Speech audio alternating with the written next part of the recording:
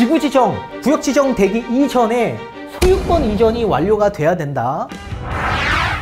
구독, 좋아요, 알림 설정까지. 안녕하세요, 반갑습니다. 이경민의 부동산 하이킥의 이경민입니다. 자, 오늘 국토부에서 보도자료가 나왔습니다. 오늘 거기에 대해서 설명을 좀 드릴 거고, 뒤에 가서는 판서를 통해서 조금 더 요약된 핵심적인 부분만 여러분들에게 다시 한번 풀어드리는 시간을 가져보도록 하겠습니다. 자, 화면을 보실게요. 자, 이사 공급 대책이 발표가 됐었죠. 거기에 대한 법안이 국토위에 소위 통과가 됐다라는 내용입니다. 국토부는 공공주택특별법이 이 추진안에 대한 이 관련 7개 법률 개정이 여야 합의로 국토교통위원회에 대한 법안 소위를 통과했다라는 내용입니다. 총 7개 법안이고요. 이거는 이제 뭐 추가적으로 나중에 다시 한번 보도록 하겠고요. 자, 정부는 지난 2월 4일 3080 주택 공급에 대한 대책 이 발표 이후에 지금까지 총 10만 8천 호 정도의 공급 규모의 도심 내 사업 후보지를 102곳을 선정을 했었습니다. 여기에 대한 준비 절차를 잘 진행해 왔었고요. 도심 복합 사업은 약 6만 호 정도고, 공공 주도 정비 사업은 약 2만 7천 호 정도,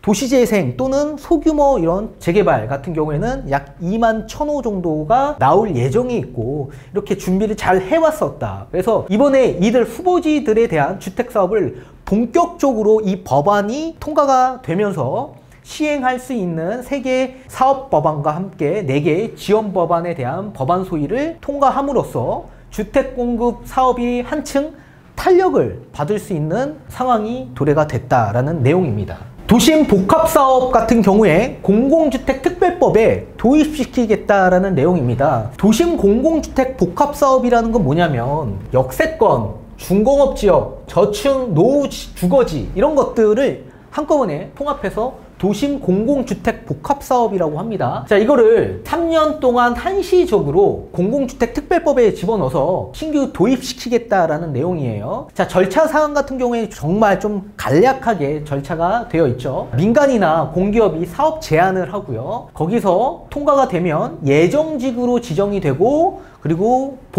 지구 지정이 됩니다. 구역 지정이 되고 사업계획 승인이 난 다음에 착공에 들어섭니다. 굉장히 간략하게 절차가 간소화됐죠. 자, 법안 소위 심사 과정에서는 원래 사업 제안을 한 이후에 보통 예정지구 지정을 위한 토지 등 소유자의 10% 동의 요건이 충족이 돼야지만 예정지구로 지정이 되는 겁니다. 근데 이거를 삭제하겠다라는 얘기예요. 이 토지 등 소유자의 동의 없이 바로 예정지구로 그냥 지정시키겠다라는 내용입니다. 다만 여기서 중요한 게 지구 지정 이후에 3년이 경과한 구역 일대가 있을 거 아닙니까? 이 구역 일대에서 토지 등 소유자의 2분의 1 이상, 50% 이상 해제를 요청할 경우에 지구 지정 해제가 될 수 있다라는 내용입니다. 해제를 시킬 수 있는 요건이 생성이 된 겁니다. 토지 등 소유자의 50% 이상이 해제 요건에 동의한다면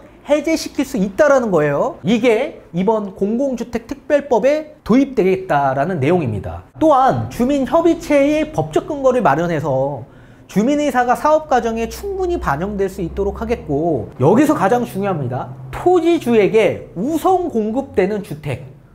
공급되는 주택에 대해서는 거주 의무와 전매 제한을 면제시키겠다라고 했습니다. 이게 무슨 얘기냐?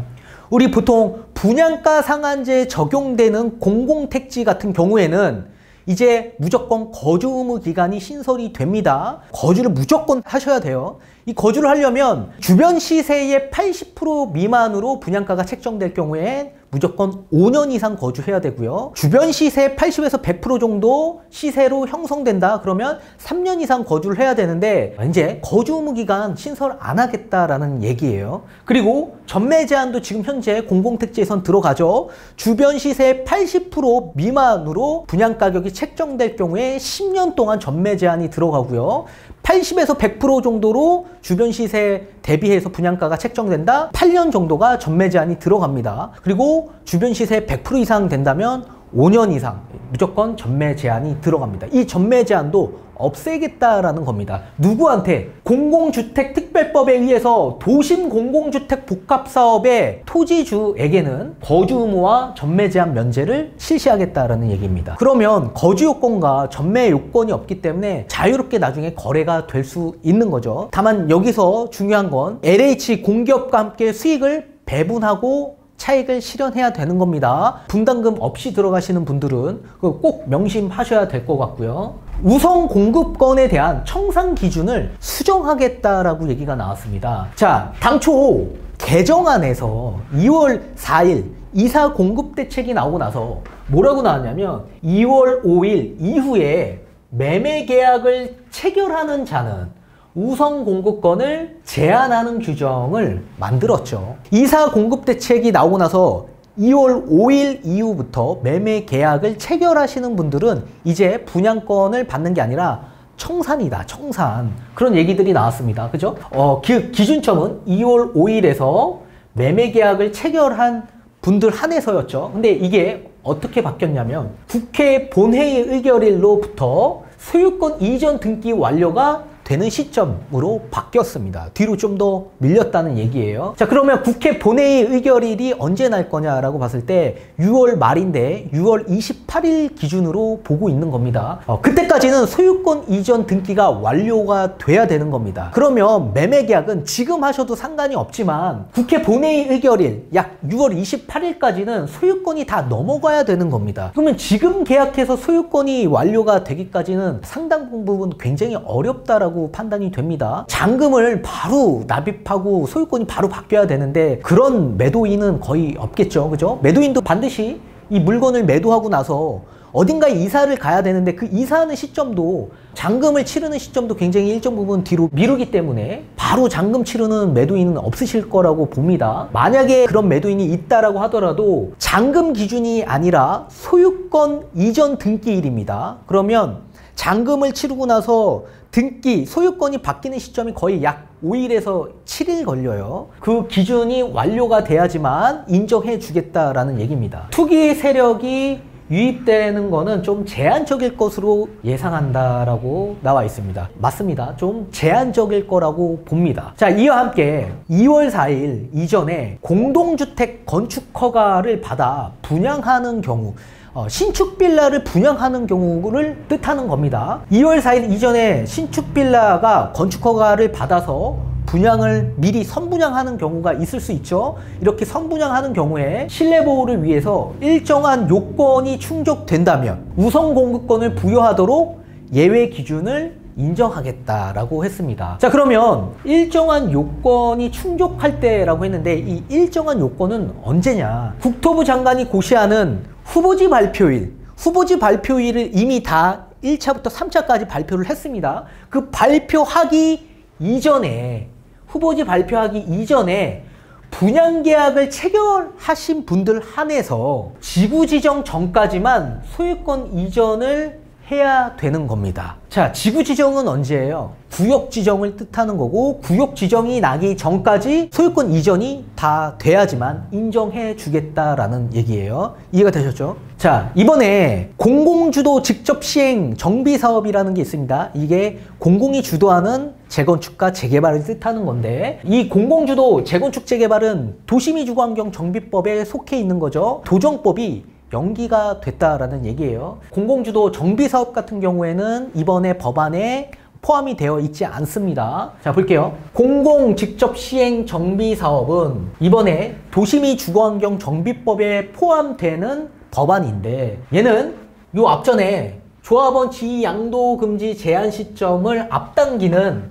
도시미 주거환경 정비법 제안을 했었습니다. 자, 쉽게 예를 들면 며칠 전에 서울시와 국토부가 만나서 협력 강화 방안 대책을 발표했었죠. 주택 공급에 대한. 거기에서 나왔던 얘기는 조합원 지위 양도 금지를 앞당기겠다라고 얘기가 나왔습니다. 재건축 같은 경우에는 원래 조합 설립이 나져 있는 상태에서 조합원 지위 양도 금지가 발생이 됩니다. 투기과열 지역 내에서는. 근데 이거를 앞당겼죠. 안전진단 통과 이후부터 조합원 지위 양도 금지가 발생이 되게끔 앞당겼습니다. 재개발은 원래는 관리처분 인가가 난 시점에서부터 매매를 못해요. 조합은 지위 양도 금지가 발생이 되는데 정비구역 지정 이후에 시도지사가 지정하는 날로부터 조합은 지위 양도 금지가 앞당겼습니다. 근데 이것 또한 마찬가지 도시미 주거환경 정비법에 포함되는 사항이기 때문에 도정법이 개정이 돼야지만 이 법안이 시행이 되는 거죠. 근데 도정법이 개정이 되려면 아직 시일이 좀 많이 남아 있을 걸로 보입니다.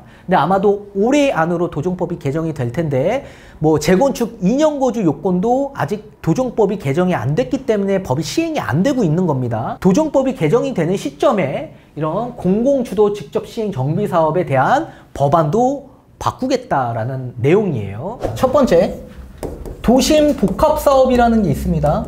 이 도심복합사업은 역세권과 중공업지역 그리고 저층 노후지 주거지역 이런 지역 일대를 도심복합사업이라고 하는데 크게 보자면 두 가지로 나눠질 수가 있습니다. 거주 의무 기간과 전매 제한을 없앤다라고 했습니다. 그러면 굉장히 큰 이득이겠죠. 없앤다. 기존에 있는 거주 의무 최고 5년 그리고 전매 제한 최고 10년 이 기준점을 명확하게 없앤다라고 했습니다. 자, 그리고 두 번째는 지구 지정 이후에 지구 지정이라는 건 구역 지정을 뜻하기도 합니다. 3년이 경과 후 토지 등 소유자의 2분의 1 이상 동의가 있을 경우 어떤 동의? 해제 동의가 있을 경우에 해제시킬 수 있다라고 했습니다. 언제든지 해제가 될 가능성이 있다라는 얘기예요. 따라서 지금은 주택시장이 좋아서 사람들이 막 추진할 수는 있지만 혹여나 주택시장이 꺾여지는 시점이 찾아올 경우에 이 토지 등 소유자가 반대하는 경우도 굉장히 많아질 수도 있습니다. 단기간 내에 이 패스트 트랙을 도입해서 빠르게 진행시키겠다라는 국토부의 얘기가 있지만 이거는 공공택지가 아닙니다. 착각하면 안 됩니다. 공공택지가 아니에요. 여기는 기존에 있는 건축물이 있는 이 서울 도심 한복판입니다. 여기서 해제가 될 가능성도 매우 높아지고 속도가 굉장히 늦춰지는 상황이 나올 수도 있습니다. 그렇기 때문에 지구 지정 3년 후에 2분의 1 이상 동의하면 해제될 수 있다. 그리고 두 번째, 매매계약 청산 기준일이 명확해졌습니다.